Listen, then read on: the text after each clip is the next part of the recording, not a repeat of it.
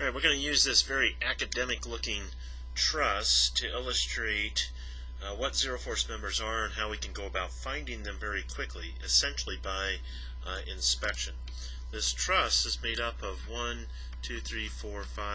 6 joints that have members that are connected at various locations. They're not at all connected over here, they just overlap each other, kind of like just having these pins that overlap. So that would be complicated in a real life structure for that to happen. It does on occasion, such as lattice type trusses have that kind of an effect. Okay, now this is a pretty complicated setup here, and it turns out that although you could find the reactions pretty easily, 2 at E and 1 over here at C, actually it would be very difficult to conventionally go through by free body diagrams with method of joints or method of sections and start finding different member forces. And instead what you really have to do is identify the zero force members. And along with that is going to turn out to be this little joint down here is the only really starting place that you could use in this particular situation. So let's take another look at what zero force members are, what they're all about, what's going on here. Right? And as it applies just by the name, a zero force member, that in the particular loading scenario that's there, that particular member has zero force. So let's go look at the free body diagram of joint D. And so we've got 2 members that frame into joint D, and then a third one that goes in at a different angle. So this is going to be kind of important to recognize what the geometry is that we've got going on here. We have 2 collinear forces. I say forces, that could be a combination of externally applied forces or the internal forces as we've got set up here. Col with 2 L's, linear, right? And I don't know if the members are in tension or not, but we're going to show them as though they are. And then note that this third one is at some other angle, and by summation of forces in the, well, what kind of direction do we want to use here? Let's set up a coordinate system where x coincides with these 2 collinear ones and y is then the perpendicular. Now this third force is not perpendicular, but when we sum forces in that Fy, we could take positive. Then this force, which is AD, then is the only one that has a y component in that direction at all. And when we set that equal to 0, it tells us that therefore not only the y component, but all of FAD has to be equal to 0, right? Because we'd be multiplying this by some sort of cosine of an angle in here to get the y component from the main one. That cosine's not 0, you divide it through, and therefore AD itself has to be 0. And that's the way it has to be, period. Now the thing about that is that as soon as you find one of these, go to the other end and go to joint A, because a lot of people will look at this and say, well, that member AD can't be 0 because, gee, look, it's connected to another joint. So what? That doesn't matter, because this joint D tells us that AD must be 0.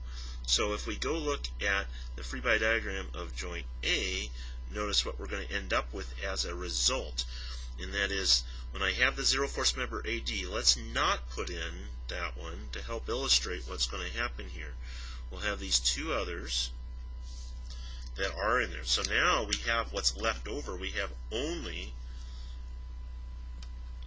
2 forces period. So we had 2 collinear forces and a third not collinear, and that was the one that turned out to be 0, not the 2 collinear ones. Here we have 2 non-collinear forces, only 2, right? Again, they were internal members, and again, we'll just show them as potentially in in tension. And note what's going to happen here, that if we set up a coordinate system where, let's just take this one going down to the right, that's AB. We'll rotate our X and Y coordinate system here, perpendicular still, and there's your FAB, not D, but B, and this other one was FAF. You ever wonder how I decide to order the subscripts? For statics, I just do it in alphabetical order here. Doesn't really matter, but alright, so if we have two non-collinear forces, and now we sum forces in the, let's take the, again, the Y. Of course, that Y direction is rotated here, not in the global Cartesian coordinate system, but in our rotated frame of reference. The only thing that we'll have there will be this Y component of AF, and we set that equal to 0 for static equilibrium, and therefore, just as before, that whole thing must be 0, because we only have one of those. Right? Now, as soon as that is 0, then that's going to also make, if we sum forces now in the X direction, which has all of AB, and that's the only thing that's left, so that now has to be equal to 0. And so notice what we're setting up here is if we have a T joint, that's what I call this, a T joint. It's inverted and it's a little bit slanted with the stem of the T, but in the T joint, the stem has to be 0. When we only have two, both have to be 0. And then we just keep following this down. We go from A, we found AB was 0, go over to B, and now look, we'll have again two of these that are just two members only that are left over. Both of those have to be 0 by the same rationales we came up with AF and AB being 0. We come over here to F, and now I've got 1, 2, and I've got 3 forces. None of them are collinear, so these will not be 0. And I come down here to C, and I got 1, 2, and a reaction. So again, I have 3 forces, and they're not collinear, so nothing there is 0. And what you really end up with here is a very clever problem, and I will admit that this was the very first item I ever put on a test that I created on my very first real teaching job, and I got very clever and creative, and I don't think hardly anybody in the class of a very smart group of 60 folks got this right, because it was just a little too clever. You have to start at joint D. If you do, then this becomes nearly a trivial truss problem for a junior in structural analysis to do.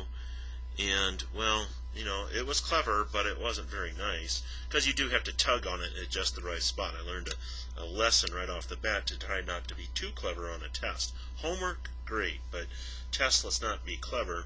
Away we go. But nonetheless, that's, yeah, you don't need that little confession here. What you need to know is we've got rot number 1, that's rule of thumb number 1. If we have 2 collinear forces and a third is not collinear, then the third is 0.